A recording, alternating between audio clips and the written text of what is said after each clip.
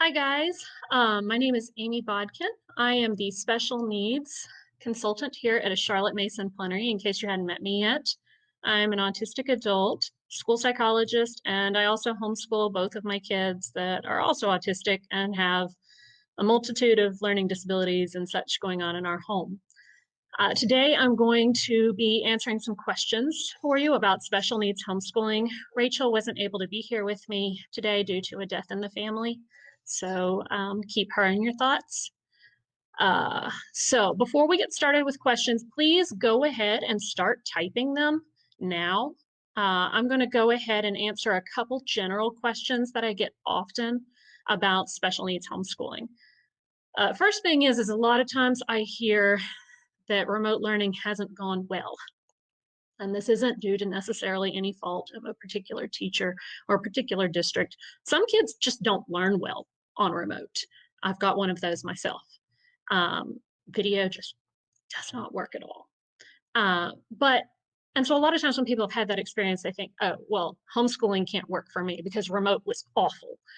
The thing is homeschooling's so different from remote. So it's not the same thing. Just because your child had a really bad experience with remote learning doesn't mean that they're going to have a really bad experience with homeschooling. Um, the other thing that I often get from parents is that they're not sure if they can homeschool their children. Uh, Maybe they feel like they're not qualified, they're not a good teacher, they might go insane. um, some of those kinds of concerns, basically feeling inadequate. And quite honestly, I think that's a very normal feeling for parents in general, um, because a lot of times we feel like we don't know what we're doing as parents. We're kind of making it up as we go along, and that's okay. When your child first came into the world, you will have learned so many things. You've learned to facilitate so many of your child's needs, and this is no different. So yes, you can do this and do it well. Another question I get a lot of times is, will my child regress, fall behind, miss critical social skills, things like that. There's a lot of concerns about those kinds of things. And honestly, the benefits of homeschooling tend to negate a lot of those kinds of concerns. Because with homeschooling, we have the ultimate freedom. So we can do things the way that works best for your child and meets your child's specific needs. Um, there's less pressure and sensory overload than being in brick and mortar school a lot of times. Um, when you're in a brick and mortar school, you can't control your environment. And so sensory overload is a serious problem.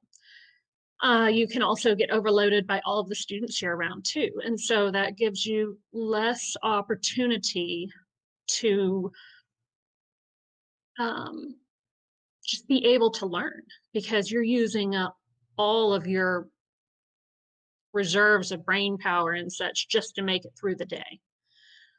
We can also individualize instruction so that we're teaching the way the child learns so that it can happen a lot faster, which is very exciting. Um, so there's a lot of really good benefits with homeschooling that really negate a lot of that. With social skills, you are learning the social skills that are going to be generalizable for the rest of your life.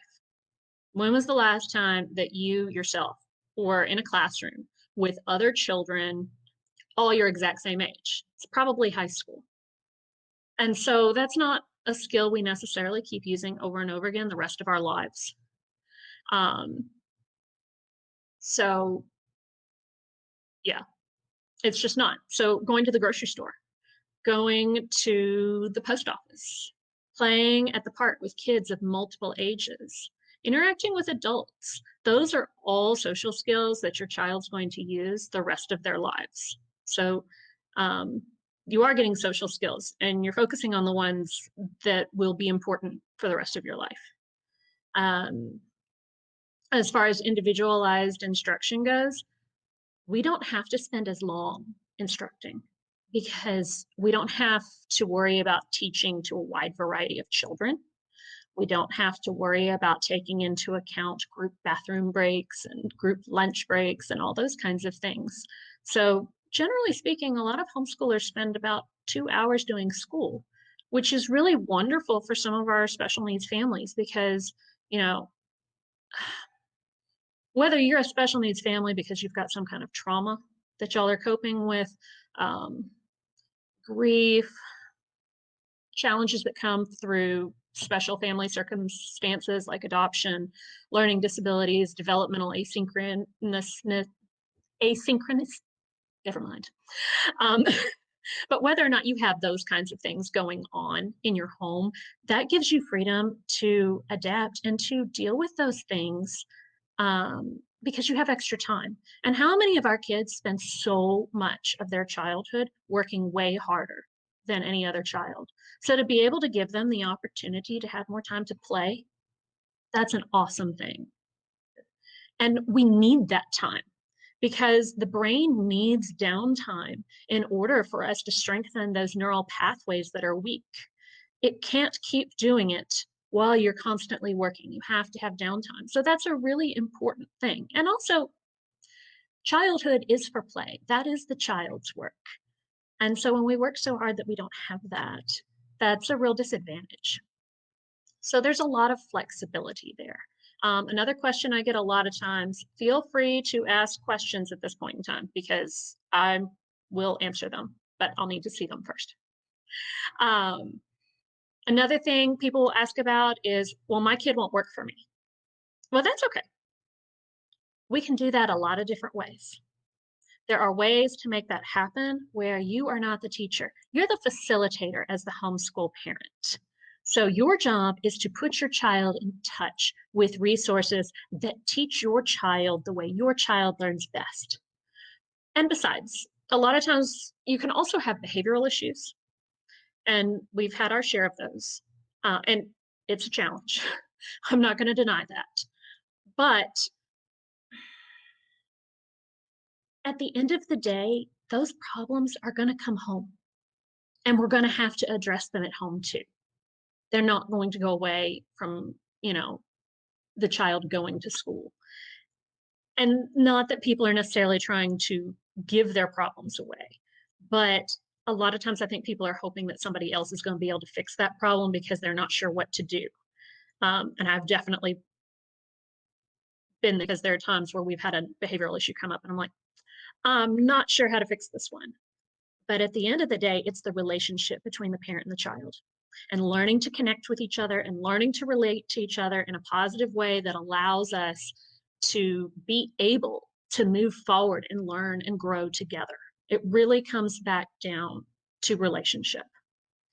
And so you can still have plenty of downtime because of how little time it takes to homeschool. Um, and actually, one of the things I tell most of my parents that I work with, that one of the first things I often will say is, you need to schedule time for you every single day. Even if you didn't do any schoolwork that day, you schedule time for you every day. Because when we're the best people that we can be, we're able to encourage our children to be the best people they can be. Um, so I think, okay, we've got a question here. My daughter's going into 8th grade next year because of working memory problems. She's beginning to have challenges with multi-step problems. Do you have any suggestions? Okay. So this could be from a variety of things, but I'm going to go ahead and answer it with the most common reason that I've seen. Memory is encoded visually because it takes less space to encode. If you had to encode your memory only with words, it would take a lot more words. Pictures worth 1,000 words. So a lot of times children who are having problems with working memory and things like that, a lot of times you see that their visualization isn't very great. So what you might ask your child, see if maybe this is the issue. And it often comes up about 7th or 8th grade. This is where it really, like the rubber starts to meet the road with these kinds of issues. Ask her, what she sees in her head when someone reads to her or she reads to herself and there's no pictures in the book. Ask her if she sees full color movies or if she sees black and white pictures or if she sees just shapes, colors, letters, or nothing at all. If she sees anything less than full color movies, that may actually very well be where the problem is. And so what we want to do is strengthen the visual pathways so that we can create movies in our head. I used a curriculum called Visualizing and Verbalizing for my son. He had the same issue. And we did it 15 minutes a day, 4 days a week for a year. And within that time, he had improved 5 grade levels in listening comprehension. So a lot of working memory issues comes back to comprehension. It can also impact things like reading and spelling and math problems, but that's not our concept imagery where we make movies in our head. That's symbol processing, which is different. Um, Dyslexic people, generally speaking, don't do this, but most people will see words and letters in their heads, and that's how they can spell. A dyslexic person, generally speaking, has very poor symbol imagery most of the time. And so we have to strengthen the neural pathways that deal with symbol processing. Seeing Stars through Gander Publishing, same company that does visualizing and verbalizing, works on that. And it also is an excellent program. My daughter's using it right now with a friend of mine who does tutoring. And she does 15 minutes a day, 4 days a week. And within the first 2.5 months, her spelling had gone up 2.5 grade levels. So if we can figure out where the root problem is, then we can find the right tool to address the issue. And when we do that, learning's so much easier. It's less painful. We get less frustrated. So that's really a lot of times what I look at when I'm doing consultations with families or when I was writing the developmental guide that we sell at a Charlotte Mason Plenary. It goes through and explains the developmental breakdown of the different developmental categories and how different subjects fit into that, because we want to start at the right spot. If you start too far ahead, then the child gets frustrated because they're missing steps and things have to go in order. The brain develops in a specific order. I have a 6-year-old nonverbal son, and this is my first year homeschooling. No idea where to start. Any advice? Absolutely. So, with nonverbal, the first thing that I usually encourage is to expand our communication options. All children communicate through behavior. So, we know we have that. From there, I always recommend expanding options. My favorite personally is sign language, just because sign language has more options as far as nuanced language goes. Communication devices, communication apps, picture exchange communication options, things like that can also be useful for expanding language. But language is fundamental to everything else that we learn. So expanding those options gives us an easier time with moving forward and learning more. So I usually recommend people start there. You could use a lot of different resources. You can use signing. And I'd also focus on nouns, because that's really where we start when we're learning verbal language. We start with nouns. I can give you, all right, I'll give you some nouns. Princess, long hair. Actually, princess, hair. Tower. Odds are, you know I'm talking about Rapunzel. So nouns can express ideas even without the other words. And so it's a great place to start. It's also a great way to get our needs across. So we can do things like signing, things like I want, and then fill in your noun. And that's great because we can also help children by guiding their hands. So we're not withholding things from them because they didn't say it. We're helping guide them and showing them, hey, this is a way for you to communicate to me that you want this, and I can give you what you need. But you can also use other forms. But I always say, go back to communication and expand your options. It's not get it right. It's not do verbal. It's expand your communication options. That's all we're doing. Picture books are great. We can point at pictures and sign or use picture communication or a communication device, again, focusing on the nouns. So that's kind of the short answer to your question. Okay, advice for how to teach reading to kindergartners. It depends on the child. First thing, you want to make sure your language is in place, because it develops in a very specific order. Hi, Monique. Language, like in the brain, it has to develop in a specific order. If it doesn't develop in a specific order, then we end up with problems. And it can be very frustrating to children. So language generally develops first with listening to language, hearing it, mimicking sounds, learning to use language with nouns, then slowly expanding to like 2-word sentences, more and more fluent conversation, even adding in more natural grammar. Sometimes that will automatically develop. It's supposed to anyways. But then from there, we come to pre-reading skills, which are critically important. Rhyming, sequencing, those are some of the big ones. And so if we don't have those things, we want to step back and we want to collect some more of those communication steps along the way, because it's going to make things a lot easier for teaching reading. If we've got the basic steps, a lot of times we can use a much simpler and cheaper way of teaching our children to read. So when we skip steps, we have to use much more elaborate, much more challenging ways of teaching things.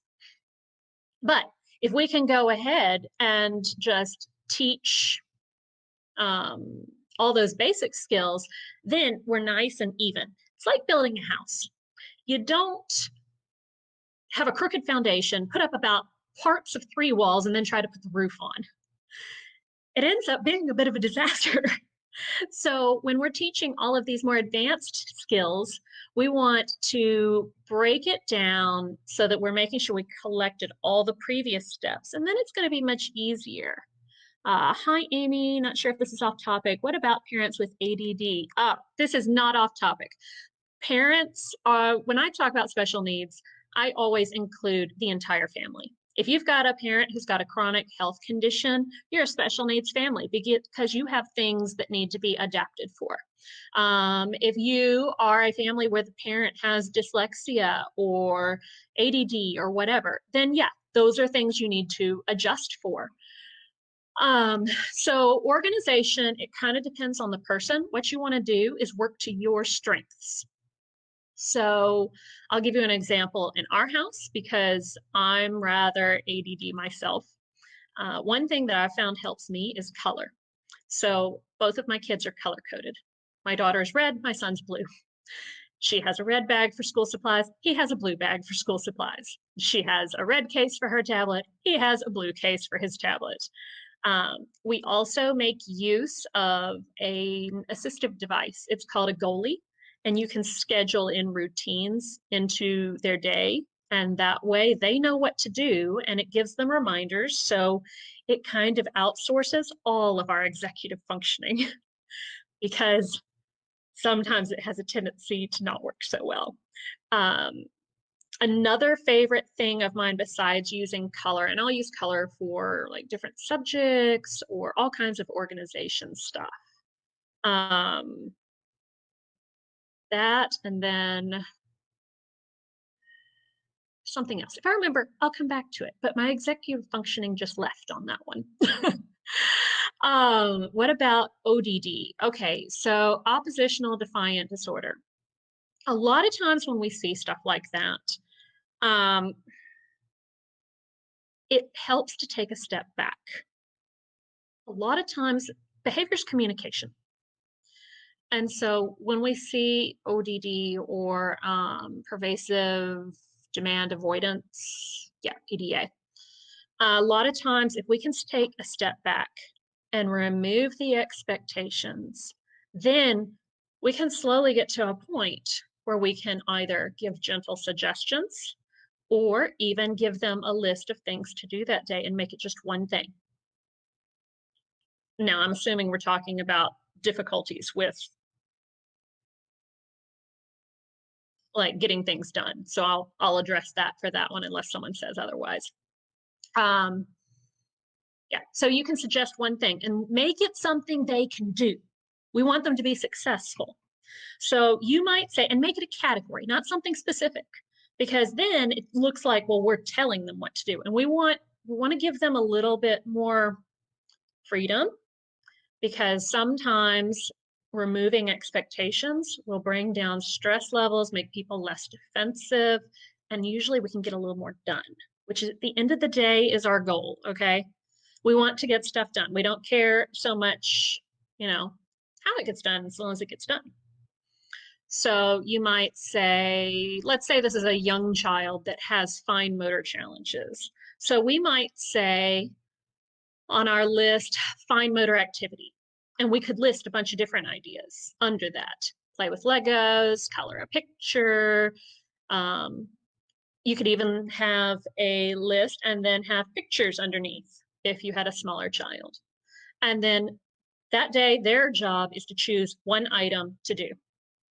So as they get used to that and it becomes a habit and they're able to do it without any problems erupting, then you could try adding something else. So it's this chaining. We add a little bit at a time, giving them options, low pressure, and a lot of times that will address some of those issues. Depends on specifically what you're talking about. All right, how to consolidate Charlotte Mason philosophy in teaching kids on the spectrum. For instance, PECS don't typically use beautiful imagery. The same with social stories. Okay, that's true. That's true. Um, so if you want to approach, and this is a little more specific to Charlotte Mason's philosophy, so I'll give a little bit of background. Charlotte Mason is an educational philosopher from the late 1800s, early 1900s. She happens to be my favorite educational philosopher, which is why I work at a Charlotte Mason Plenary. And what I love about her is that she starts her philosophy off with the idea that children are people. I know it's a shocking idea, but it's where we really ought to start. Because, I mean, think about it. When you were a kid, how many times did you feel like, oh, I'm just a kid, nobody cares what I think? Or I'm just a kid, I'm not important. A lot of times kids feel that way. And it's because we've grown up and like Peter Pan in the movie Hook, we've forgotten how to play. We've forgotten what it was like to be a kid in some ways. It's unintentional. And so we want to make that our main focus. And she had several other principles along that line. And so think about it developmentally. A child whose visual skills haven't fully developed, let's think a baby. Babies only really see in black and white, high contrast. Just because a picture is simple doesn't mean it's not beautiful. It depends on the purpose of it and who it's for. So thinking about skills more developmentally is how I tend to address Charlotte Mason. If you want to know more about that, really the best way to go would be to get the developmental guide I wrote that's on Charlotte Mason Plenary. It is meant to be used side by side with one of our form guides because I didn't include the information that was in there. And those guides are fantastic for planning. If you want to do a cheap homeschool, not spend a lot of money, and get it planned up pretty quickly without having to know a whole lot, that's the way to go. You get the form guide that applies to the grade level your child is at, or even just start with the first form. That's a good, solid education for just about anybody. And then all you do is go through the guide. Rachel wrote these. They're wonderful. I use them for my kids all the time. It'll take you subject by subject, telling you this is what the goal of this subject is. These are some books Charlotte Mason used that are free online. Free. Then, okay, well, from there, these are a few other options that are paid that you could choose, or you could choose something on your own that also fits. So that gives you a few ideas of ways you could find out more about thinking about it developmentally. But the developmental guide really broke down Charlotte Mason's philosophy for how you might apply that in a developmental perspective. When I read her books, I have all this research in my head that has been done over the last 100 years. And some of the stuff that she knew in her book, we discovered 100 years later. So it's pretty phenomenal. All right, off philosophy for now. This is so helpful. Thank you. I'm not able to watch this with full attention this evening. Is it going to? Yes, it's going to be available for replay. We are recording this with StreamYard, so you will be able to catch this again later. And I'll still answer questions even after this is done. I'll just have to type them. If my son does not see pictures, does that mean a program like All About Reading will not work? What can I do to confirm he does not see in pictures? Okay, All About Reading could work. I mean, it's a program that tends to work well for kids that are dyslexic. Um, but kids who don't see in pictures aren't usually dyslexic. So usually it's a little easier to teach them reading, although sometimes kids who don't see in pictures also don't see letters in their heads too. So it depends on the kid. Usually I recommend people address the visualization, the concept imagery in their mind first, because comprehension usually comes before reading. Like if you think about language progression skills, we start with, listening and understanding and producing words and sentences. And then only after we've done rhyming and all those other things, we come to reading. Now, there are a few kids where this is an exception. But usually those kids are kids that really like letters. So it's very unusual to do it out of order like that. Usually kids tend to have better luck with things like sign language and other nonverbal forms of communication than they do with learning to read, but there are exceptions. So it depends. Um, All About Reading is a good program though for dyslexics. But if you've gone ahead and addressed the things that were causing the dyslexia, then you might not need it. And All About Reading is a rather involved program. So the more we can do to simplify things and take less time and less money, I am all for. Um, let's face it, most special needs parents end up having to spend a lot of money on a lot of things. So we don't want to have to make things super expensive to make it a positive and a good education. Trying to see if there was anything I needed to come back to. I was going to come back to organizational tips, and I had a couple others. I don't remember what they were now, though. It escaped me. We keep a real flexible schedule in our house. One of the things that we do is we use a loop schedule. Rachel talks about this often. And ours is a little bit different, but you can change it up to however works for you. So each of my kids has an independent list, and they've always had an independent list because my goal is to teach them to be more independent with doing things. So I started out with easy things like go play with Legos, go, work a puzzle, things like that, things I knew they could do successfully. And over time, that's grown. And now I can hand them their math curriculum and they'll go do it. And generally speaking, they don't need my help because I chose a curriculum that taught the way their brain thinks best. So they have their individual work that they do. Might take an hour, maybe more, depending. And then, oh, I remember the other thing. Yay. Okay. So along with that individual work, once I've worked with them, which I'll work with them for about an hour on our group subjects, and it's on a rotating loop. So today we will do day one, and let's say that's literature. And then day two is Tuesday. And let's say we only get halfway through. So Wednesday we pick up the other half of day two. And then Thursday we decide to do day three, which is American history. And we may get through all of American history. And then Friday, nothing's happening, so we just skip it. And then on Monday again, we go to day 4, which we'll say is world history, for example. And so you keep rotating like that. So if you have an off day where nothing's coming together, you're having behavioral issues, it's okay. We'll let it go. Yeah. And then if you have a day where you only get it partway done, that's okay. We'll finish it up the next day. Math, oh, right. And also, I was going to tell you about my other thing. Oh, yeah. So we lock all electronics at our house as when everyone goes to bed the previous night. And so until they get done with all of their individual work, there will be no electronics turned on. So if that means that, they've spent most of the day playing and they chose not to do their work, they still don't get electronics. And if they go all day and don't do their work, then it gets rolled over to Friday or Saturday. So generally speaking, we don't have that problem.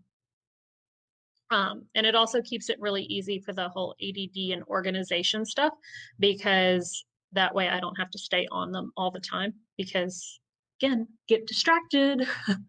Math curriculum. So there's several different ones that we use because my kids use completely different curriculums. My favorite personally is my daughter's because it's the way I think. It's called Mequon. It comes in workbooks. There are almost no words. It's all patterns. So you have to figure out the pattern and it'll teach you mathematical concepts. There's very few hands-on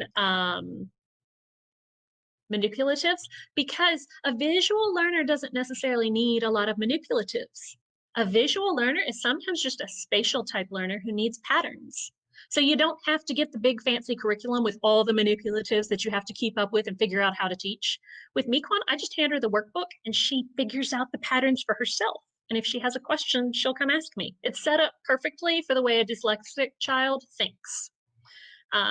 Saxon is an awful choice for a dyslexic. It's not good at all. I used it growing up and I thought that I was just stupid in math for years because it's not the way I think.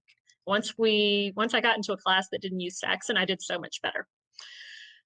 Saxon can be wonderful for a kid who thinks in a very linear pattern, verbal, needs a lot of repetition, but it's not one that we've used. My son uses a different curriculum. Oh, how do you spell Mequon? Miquon. You're very lucky that that's only 5 letters because I can spell that in my head, even though I'm dyslexic. So that's good because I can only see about 5 letters at a time. So then after that, I have to phonetically spell the word again and then say the next 5 letters. So the ones that my son uses, he has trouble with visualization skills as far as concept imagery, which also kind of plays into some mathematical weaknesses because math is very spatial. So he uses a combination of programs. We love Life of Fred because it's really good at teaching mathematical thinking. It doesn't have a lot of practice, but it's also very verbal and he's a great reader. So it uses a strength he has. And he enjoys it because it's fun. It's a silly story. So young boys really like it. And it makes for a really fun way to learn math because it's not sitting there doing 10 million worksheets. It's sitting there reading a story and it just kind of comes naturally through the story. He's also used Raise for Today, which I like. Everything's written out for him. There's also the classic Raise arithmetic, and that text is free online. And they also have a website where they're creating free videos of the curriculum. They're a little boring, but it would be great for a teacher to watch. It's like 10 minutes, and then you go teach it to your kid.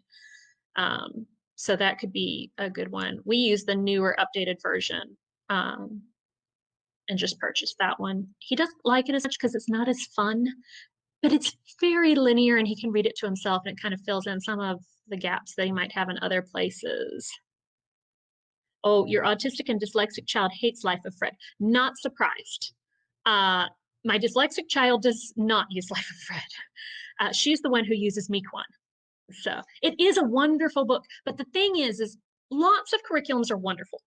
But you want to find the curriculum that suits your child and the way your child learns. Because no curriculum, no matter how good it is any good if it doesn't suit the way that you take in information. It's like Charlotte Mason talked about how with math, the important thing is having a good math teacher. And that's what your math curriculum is. It's your math teacher. So you're finding the best teacher for your child.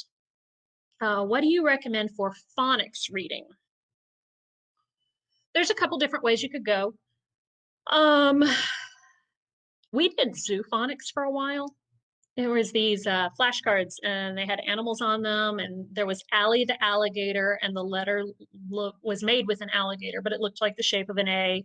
And you had a hand motion and a sound that went with it, which it was kind of fun. I mean, it was a little bit over the top, I guess, compared to some of the more basic reading curriculums, but it was just where we were at. Making it multisensory, which you really don't have to have a curriculum for that. We used Project Read with my dyslexic child because it was multisensory. And it worked well. It's a program used by dyslexics and it's one of the cheaper ones out there. I don't totally love the company, but the curriculum did work well. So I was pleased with that. All About Reading works. It's a little bit more intensive and has more levels than Project Read. Barton Barton is the classic for dyslexia reading. Um, it is very intensive and expensive. So if you're going to use Barton, or if you think you might need to use Barton, I would recommend starting by seeing a developmental ophthalmologist and making sure your child doesn't need vision therapy, because sometimes we'll have weak muscles and such that can impact our reading. Usually that's a child who has tired eyes, or let's see, or the letters wiggle or bounce. There are a lot of dyslexic kids that do not experience that at all. And those are the ones usually who have a weakness in symbol processing and need to learn to see letters and words in their mind clearly. I see a gray word or letter on a dark gray blackboard in my mind. It's not very clear, and I can only hold about 5 to 6 symbols at a time. And I'm dyslexic. Uh, and I did not get to benefit from all of these amazing tools that we have now, that have come out since the 90s. So that's kind of exciting. So if you can address those things first, then you might be able to avoid Barton. Some kids, that's what they need. But anything you can do to make it easier is always good. And if you can avoid buying the super expensive program, even better. Let's see. Would you say for an autistic preschooler to stick to socialization and therapies? He seems so interested in phonics, etc., but have been holding off. Okay. Usually I would say wait on reading. However, there is a book, and you might get this. It's not a super expensive book. It's called When Babies Read. And it talks about this mom who had a hyperlexic child who loved letters and figured out how to read. My own son, we discovered he was reading when he turned 2. We don't know when he learned to read. There are some kids, they have an affinity for it, and sometimes that can be a great tool to use for improving communication and such. So if you have one of those children, that might be a good book. If you don't have one of those children, do not push it, because usually language has to be learned in order.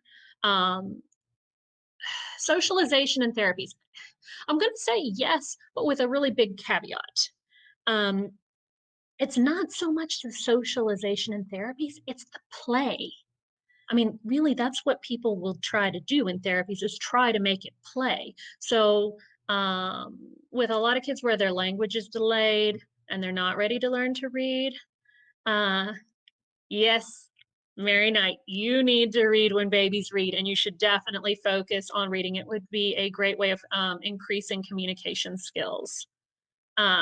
So yes, that would be good. With younger ones, though, who are, well, not younger, but necessarily, but developmentally delayed in language, a lot of times I recommend things like reading picture books, doing fine motor activities like paint and crayons and chalk and mazes and dot to dots, and gross motor activities like playing outside, and social activities where we just go play with friends and we walk through things together, and learn to relate to each other. It doesn't have to be in the same way.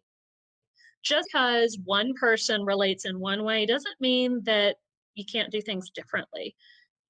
So, emphasis on play. Mr. Rogers was right, okay? Mr. Rogers is amazing. Everybody loves Mr. Rogers.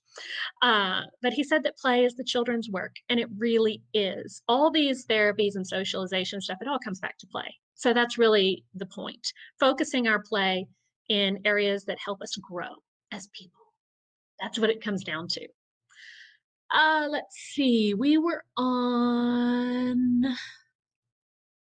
Are CM reading lessons enough for special needs kids? What are the pros and cons? Okay, so there are some special, there's a Charlotte Mason reading lessons that she writes about in her book, completely free. And there's also some supplemental curriculums that have been developed that are pretty inexpensive. If you have addressed all the underlying issues beforehand, then they might work if you can break it down into simple enough steps. Not all parents find it easy to think that way, or to see it as broken down as their children need. So if you need a more in-depth curriculum, I'm all for it, but I would address the underlying issues first, because it's going to make things so much easier and you're not going to need as intensive of a program. So reading curriculums are really there more to support mom or dad, whoever's doing the teaching, to provide you with a little bit more of a guide in case that's just not really, it's like outsourcing teaching math. You know, you want to find the best math teacher, same way with reading. We want to find the teacher that speaks to your child. Um, so I think that'd be probably the way I would put that. How do you help a child who has problems with sequencing? Okay. So one of the best things that you can do to, oh yes, and Mary Knight, yes, any kind of play therapy. I love play. So, and honestly, you can like, sometimes people don't outsource therapy. They do it at home as a part of the play in their home, and that's totally fine too. So back to Donna's question about sequencing. So we can do that in multiple ways. One of the big things that you hear a lot, especially in Charlotte Mason's philosophy, and this was something that we discovered 100 years later after she wrote it,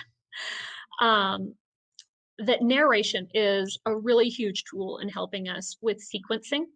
So when we read a child's story or when we are talking about our day, then we go through and we talk about what we did and we do it in order. But sometimes kids, especially who have trouble with visualization, they have a hard time doing that. So you can break that down into easier tools. There is a book called Teaching Visualization Skills, I think. I'll find it and put a link in the comments. But that book kind of gives some ideas on how you can do that. One way would be to read a picture book, and then you can turn through the pages with the pictures and talk about what the book was about. With my son, we started out with 1-minute stories, and even with 1-minute stories, I'd have to help him. So I would say, I remember that this happened. And he'd go, yeah, that happened. I'm like, and then what happened after that? And he might say something 2 or 3 steps down. I'd go, you're right. But right before that, this happened. And then that happened. And then what happened? So we're having a conversation. We're dialoguing. We're helping each other out. We're using each other's strengths to kind of bounce things back like ping pong. And it's a great starting place for a child who needs a little extra support with that. Visualizing and verbalizing is a great curriculum. I don't recommend doing the tutoring they offer online. I have a friend I recommend, but I don't recommend the general one because I find it, a lot of times they'll recommend several hours a day, and I just think that's too long. 15 minutes is plenty. And that's another thing Charlotte Mason talked about in her philosophy, and something I highly recommend for special needs homeschooling: short lessons. Get to the point, do the work, do it well, keep it easy. So, what do you do when your child is saying no to formal learning? Okay, so a lot of that is similar to what we were talking about earlier about PDA and pathological demand avoidance. A lot of times we got to back up on our expectations. There's never anything wrong with backing up, because if we're having a frustration or a problem, then it probably means there's something that we missed earlier. So we're going to back it up. And so you might start with an individual list and give categories with options. You might even start with just one item. You might even wait a while, do some like deschooling where you tell the child, we're not going to do anything right now. Okay. And then a few weeks later, okay, you have to do one thing a day. That's it. And you get to choose which thing it's going to be. So, and then from there, we might say, okay, you chose a fine motor activity. Okay, week later, all right, now we're going to add something else to that list. It's only 2 things. So we're slowly working our way and chaining our way up and teaching basically habit skills of how to be more independent with and to choose and to be agreeable to choose. So that's kind of the short answer. We could go on about that for a long time. My daughter does really well verbally with sequencing, but struggles with visual patterns. Okay, that's a different issue. That's visualization, probably more concept imagery if I had to guess. So I'd ask her what she sees when someone reads her a story and there's no pictures. and I'd start there. It's also possible it could be the way her brain is processing visual information, because sometimes people have a hard time. Sometimes people have a hard time seeing how things are in space and translating that in their mind. And that can be a real challenge. So it depends on which one it is. Yes, visualizing and verbalizing. It is a curriculum through Gander Publishing. I love the curriculum. I don't like the way it's used for a lot of the online tutoring. I think it's too intense. But the curriculum itself is very good. And I always recommend that one because it's got a fair amount of research behind it. So I feel like the results are rather guaranteed, assuming that's your child's issue. So that's the one I tend to recommend. And there's really not a lot of other options. And most of the others that are out there, they aren't as well researched. And also, they don't tend to be as useful for kids who have significant issues. I don't recommend a lot of expensive stuff, but those Visualizing and Verbalizing and Seeing Stars, both by Gander Publishing, I do recommend. And you can buy the kit in pieces. And if you buy only the pieces that, like, I might tell you are important, you can get it for about half the price. Both of those curriculums are $500. So if you bought them in pieces, you could potentially do both programs at your home for $500 total investment. But if you're dyslexic, you can't teach Seeing Stars. That's why we outsourced that one ourselves. So you can use other tools, but a lot of times I find those two issues, and that comes down to neural processing. And a lot of times, if it's weak enough, you really do need the extra support. Now, if you buy just the manuals, you may be able to kind of create something together yourself somewhat. But I really recommend the kit. It makes life a lot easier. And we need things to be a little easier sometimes. Let me see if there was anything else to go back and catch, or if anybody else has any more questions, go ahead and ask those now. Let me see.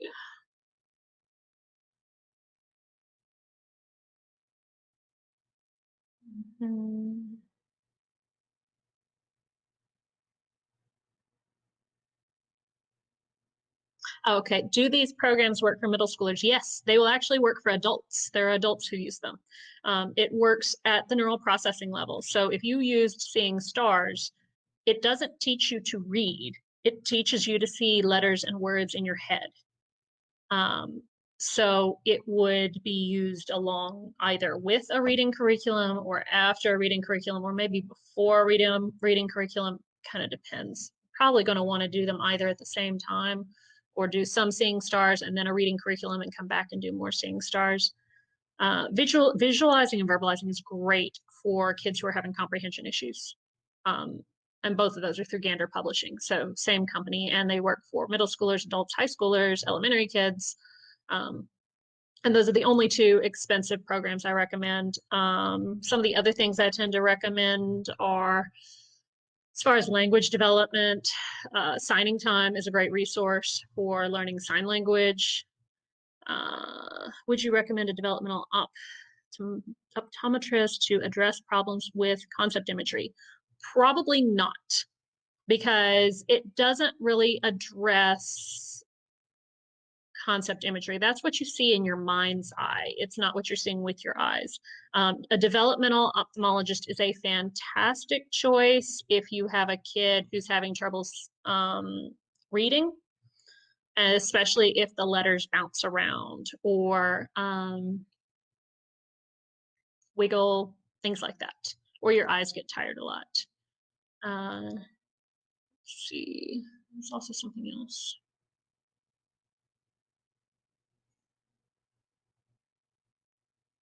Drawing a blank. Tip of the tongue.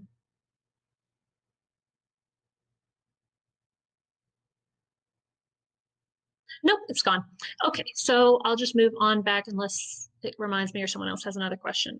So Signing Time is great for language development. I love recommending Farmyard Tales by Usborne. I think it's Usborne.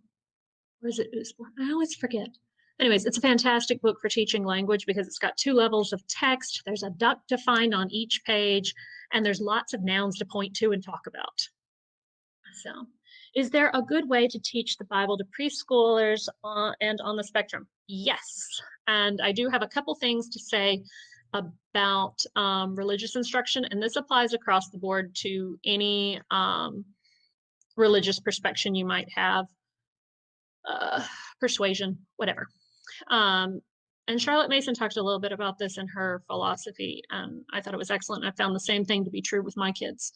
You want to capitalize on things that about your religious tradition that are one, beautiful, because what we think is beautiful is what we're drawn to. So if you want to draw your children towards your religious tradition, help them see what's beautiful about it. And a lot of times what's beautiful are the things that we can all participate in. Things like holidays. Everybody participates in a holiday. Babies, the grandmas who don't know who you are anymore, everybody does. So those are a really good thing to capitalize on, and especially making traditions that go with landmarks. Like maybe you have Shabbat traditions, or you have Sunday traditions, traditions that kind of help you go, this is what we do to remember blank. That kind of is a cycle that where you notice those kinds of things. I would not worry about learning stories so much because that involves certain comprehension skills to already be there. So I'd focus more on activities that are more holiday centered. Um, and then, liturgy is wonderful because liturgy is something everyone can participate in, whether you're listening to it, saying it, reading it, whatever. Because then you don't have to come up with it on your own. Coming up with prayers on your own can be kind of challenging. So those are like my 2 big tips. 3. Make it beautiful. Focus on things everyone can participate in, like holidays, and then also liturgy. So let me see, where was I? Oh yeah. What type of professionals do you need to get a diagnosis? My son is 8. We struggled to find the correct diagnosis. Okay. That's kind of a challenge.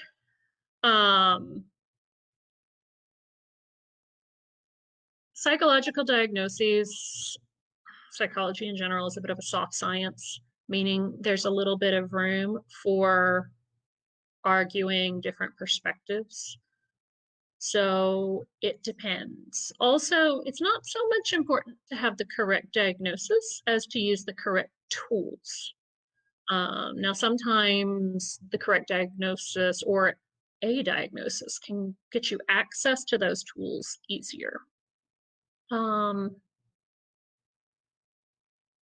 yeah, because it's really the tool more than anything. You can use an axe to take off a mole from your skin, but wouldn't a scalpel be much better? Just saying.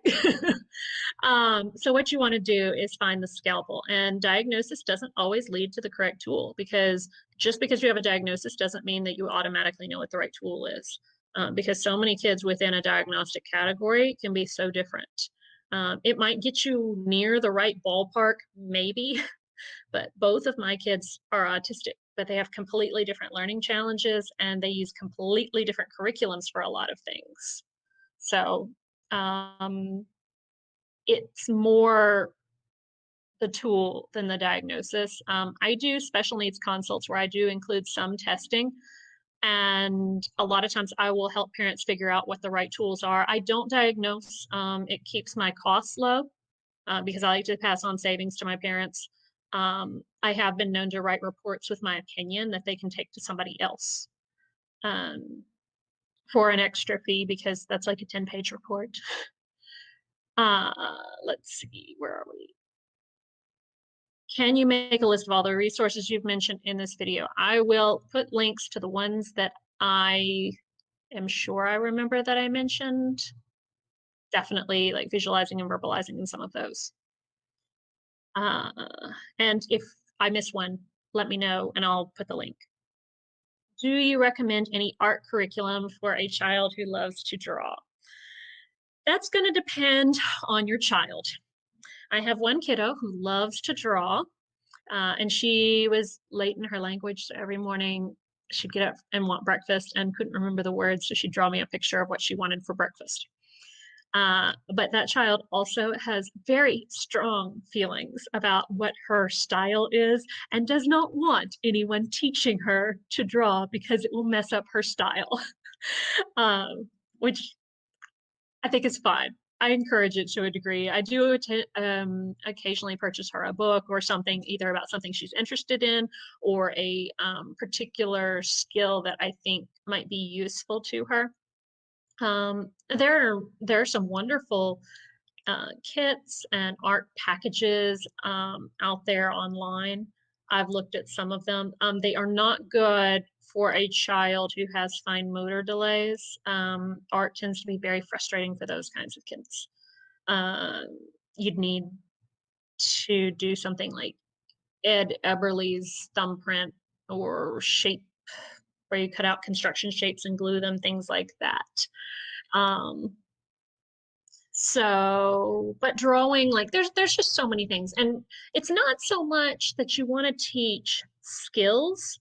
I mean, techniques, it's good to pick up some of those. But the real thing we want to do is introduce our child to different materials. Because that's why we do crafts and handicrafts and art and stuff like that. We want to help our children develop a relationship, first with the materials, and then secondarily with the techniques. It's not that we want them to become, an amazing knitter or an amazing painter. We want them to develop the relationship, because then they get to enjoy and appreciate something. Oh dear. Okay. Then we get to enjoy and appreciate the art that is around us, because that's part of being human, is expressing ourselves artistically, whether that's through drawing or music or um, writing poems. All of that, it's art, and it's how we express ourselves, and we want to share that with each other and develop an appreciation. We don't expect everybody to become the next Mozart or the next Picasso or whatever.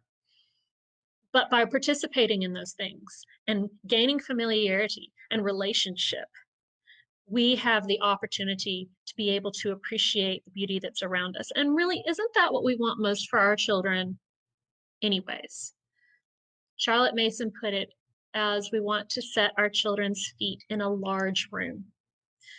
And so, especially as special needs parents, what we want for our children is to set their feet in a room and to enlarge that room as much as is comfortable for our child, to give them more opportunities, to have more relationships with people, materials, ideas, things like that, things that can lead to a life that is full of joy. Because at the end of the day, that's what is most important. Um, when we're thinking about long term, like transitioning into high school and such, that I'm glad I went to graduate school, but I have to say it was really, really hard for me. And it's something that I've told my kids to think about. Do you really want to go to college? Do you really want to go to graduate school? Will that make you happy? You know, because if we overstress ourselves to the point that we just don't have the spoons left, then it's not going to matter. We're going to end up with autistic burnout or something. Okay, as far as getting a child interested in nature study,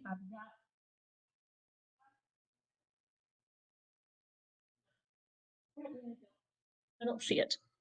At any rate, there nature journaling is fantastic. Right now, you can get Teaching Nature Journaling to Children by John Muir Law for free as a PDF right now. And he's fantastic. But nature journaling with children, especially special needs, sometimes it's better to do it as a group project. So one of my kids stinks at drawing, really. and the other kid loves to draw, but is not very good at reading.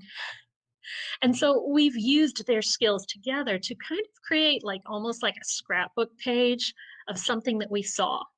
So when we did seashells, which is a great opportunity to do nature study at home if you have a chronic illness and you're doing school from the bed, that's totally possible.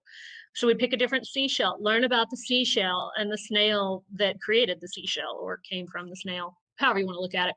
And then we would create a page, whether it was a combination of printing out colored pictures offline or using a painting technique to emphasize that this seashell or snail was where you got purple dye from, or you making a comic strip that's funny. You know, anything that allows them to connect with it, and doing it together can be really fun and it can really be relational. And schooling kids together with different needs can also be wonderful because it gives you the opportunity to talk about how some kids are good at this kind of stuff and some kids are good at this kind of stuff. And that's okay because we don't all have to be good at the same things. And we can work together to help each other with the things that we're good at and recognize that we don't have to be as good as somebody else at this thing that's hard for us. What we want to do is just get a little better at it. That's it. Okay. Sometimes fear consumes me as the gap between where she is and where typical 10-year-olds are gets wider. How do we relax with that? Okay. This is where Charlotte Mason's #1 principle comes into play. Children are born persons. And I think the way that you really relax with that is recognizing that things come in order. The Princess Bride, Miracle Max, he says you can't rush a miracle man or you get rotten miracles. Same way with special needs kids. You can't rush a special needs child or you get rotten miracles. So you need to get child in order. And when you focus on the order and not the destination, that helps a lot. So focus on where you're at, doing what you're supposed to be doing where you're at and building to the next thing, not so much on where you're going. Because at the end of the day, when we get to be an adult, we can make that look so different. It doesn't necessarily always have to be done the same way. You know, one of my kids has delayed fine motor skills rather significantly, lots of issues there actually. So I finally bought an adaptive knife. And you know what? He can use an adaptive knife the rest of his life if he wants to, and that's totally okay. I can't make his brain make the connections if it's not ready to. You can't make a kid learn what they're not ready to. And so we just go in order and focus on the order, not where we're going. We'll get there, wherever we're supposed to be. Who says that we have to be in the same place that everybody else does? It's more about what works for the person, because you can't make someone do what doesn't work for them. Otherwise, they get frustrated and it just does not go well. You don't want someone to be somebody else. You want a person to be the best them that they can be. And when they're the best them that they can be, they're more successful at everything. So I think that kind of explains it. So my daughter going into 8th grade said she can't really see anything in her head when she reads. She also has horrible trouble with narration of even just a few sentences. Yep. And she says the words move when she reads, like seeing two words blur together. Okay. But she is a very good reader and was very good with phonics, yet she hates to read books with no pictures and prefers books with lots of colorful pictures like comics. I don't know where you are located, but if your didn't show up on the thing in StreamYard, um, I'll just go ahead and tell you, I think the answer to your questions are, one, she definitely needs probably visualizing and verbalizing, and she probably also needs to be evaluated by an developmental ophthalmologist. I work online, so I work with clients all over the world. So far, we're at 3 countries, 15 states, and that's just the last 10 months. So if someone needs a consult, then you can order one wherever you live.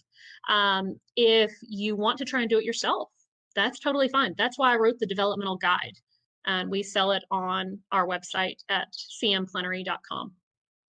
So that's good. Totally stealing the Rotten Miracles Princess Bride thing. I love that. I'm giving a talk to special needs group on homeschooling as well from tomorrow. Awesome. Great. Glad to hear that. Um, thank you. You're helping so much. I'm so glad. Oh, but if you're not in Maryland, can you recommend where to start to get her help? Like what kind of testing doctor? Okay. So as I'm a school psychologist. So I do some testing through the consults I do. And usually I can use that to tell you what tools are the scalpel for your child instead of the axe, because scalpels are a much better tool for taking off a mole or a skin problem. Um, so a lot of times you don't even have to have a diagnosis if you want some help with that. Now, if you want a diagnosis, which there are very good reasons to have a diagnosis, access to services, scholarships, things like that, um, best thing to do is ask in your local community who the best place or person is to see about a blank diagnosis, whatever direction you're kind of thinking it probably is. And honestly, you guys should give yourself so much credit because nobody knows their child like their mom. Seriously.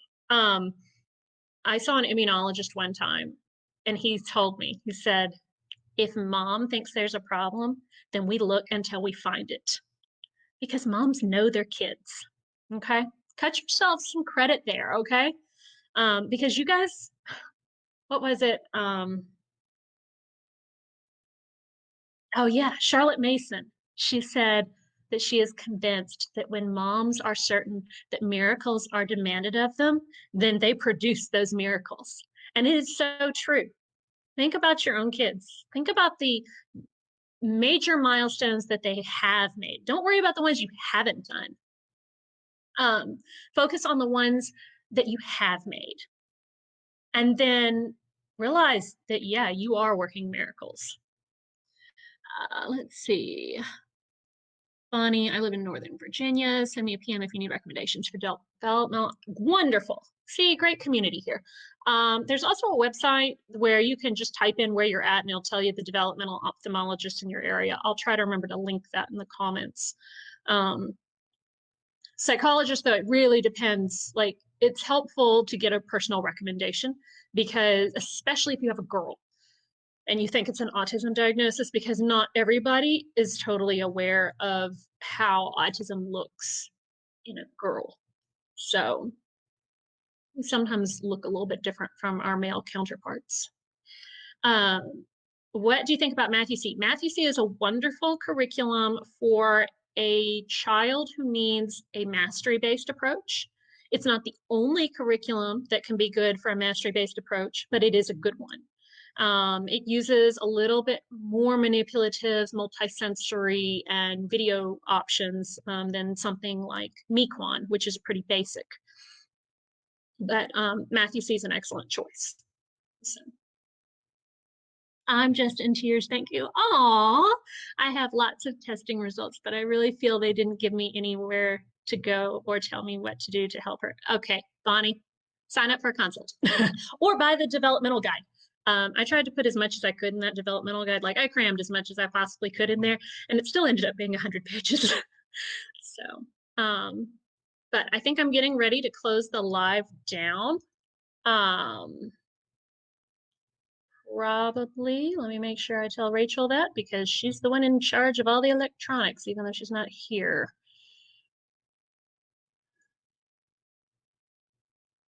So as we're closing down, just remember that you are the one that was chosen to be your child's mom. Time for learning curriculum. All right. I do generally avoid all-in-one curriculums. So verbal, whether it's video or all-in-one in a box, because it's harder to adapt than say, one that's more pieces. So, Dysgraphia, that's going to depend on the child. I will put a book recommendation in the comments. And also, all of the things I talked about today are in the developmental guide at the Plenary. So if you get the developmental guide, you'll have everything, even the stuff that I forget, because it happens. Best live ever. Thank you, Laura. Does the developmental guide include recommended curriculums? Yes, there are a lot of recommendations there. And sometimes it won't specifically list a specific curriculum, but it will give you things to look for in a curriculum, which gives you the most options possible because it tells you what to look for. So I may not be able to list everything. I can't know every curriculum out there. There's limits, people. But if I tell you what to look for, then you can know if something's going to work. And so if you need something that's cheaper or available or secondhand or whatever, then you'll know what to look for. Makes sense. Thanks. Okay, great. So, major things I wanted to close with, and I'm always around to answer questions later. If I don't see it, then tag me. Remember that your child is your child for a reason. You can think of it as they chose you. You could think of it as God, the universe, whatever chose that child for you. Either way, your child was given to you. And you are your child's parent. And as your child's parent, just that relationship is so powerful in making such a huge difference for your child and who that child grows up to become. So don't let anybody else tell you that you can't provide things for your child. Can't is not an option. It's not a word in our vocabulary. What we do is we step back and we think, okay, that way didn't work. Let's find a new option. That's what parents do. You guys are amazing. You work hard every day because you love your children. And you can homeschool them too. Totally option. Total option. And if you need help, we've got resources here to help you with that, to make that easier and to further support you. But when it comes down to it, your relationship to your child is all you really need. It's about loving and caring for that child and trying to communicate behaviorally with your child and listen with your eyes and see what's going on. And if you're having behavioral issues, head over to the Plenary because we've got lots of, well, not lots, but we've got a video series there about behavior. And I'm adding more to that as I can. So hope you guys have a good rest of your evening and feel free to bring more questions later.